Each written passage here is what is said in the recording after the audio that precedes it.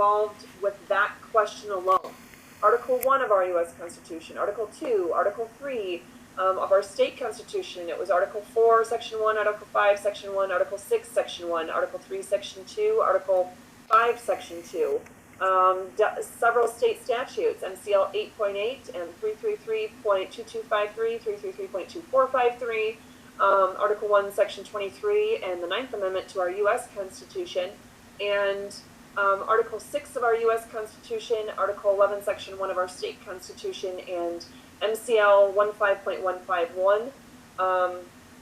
Those were all the specific provisions that I had on the board.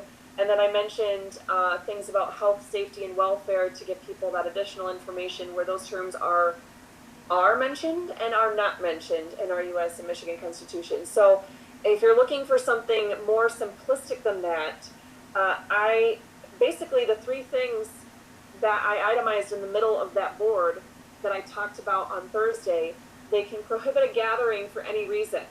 They can't under the Constitution, but that's what that particular law says. They can ensure continuation of essential public health services. They can continue to offer services. They can't require masks to be worn. They can't require anything to be done. They can offer services. So they could offer education. I could argue that they could even offer supplies like face masks or face shields or hand sanitizer, those kinds of things. But they can't require people to do anything. And the third part of that is they can enforce health laws that are already on the books. There's no other health laws that they're trying to utilize. That is what they're saying allows them to require masks, which it doesn't. So, at any rate, that is unfortunately the shortest that I can provide for that.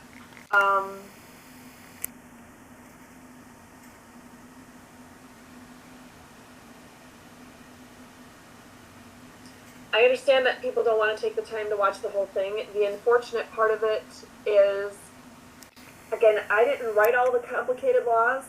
If it were up to me, in fact, if you guys, well, I don't have my petition here right in front of me, but if you help us to sign and circulate the Restore Freedom Initiative petition, then when it gets on the ballot in November 2022, all of this is going to be irrelevant.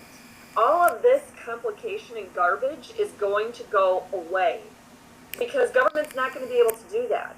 There's so many provisions in this constitutional amendment that require the laws basically to follow notions of common sense and have to be understandable by the average reasonable Michigan resident U.S. citizen, right? That they have to be, we can't overregulate the people.